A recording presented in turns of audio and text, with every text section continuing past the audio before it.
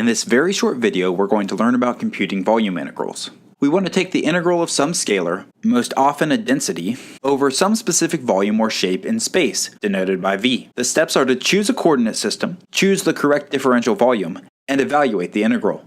Differential volume is determined by the coordinate system. Notice that there are 3 differential quantities, since we are evaluating over 3 dimensions. This also means that we're going to have to take a triple integral.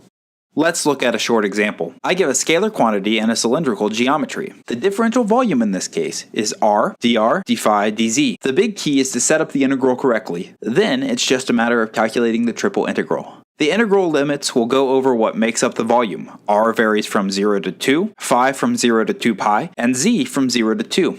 Then, we integrate as if everything that does not involve the variable I'm integrating over is a constant. For example, my scalar quantity does not involve z or phi, so the integral with respect to dz is just z, and the integral with respect to d phi is just phi, which I'll evaluate at my limits. It's kind of like a partial derivative in reverse. Actually executing this integral and applying the limits, and through the power of movie magic, we arrive at an answer of negative 82.8, which you can verify on your own.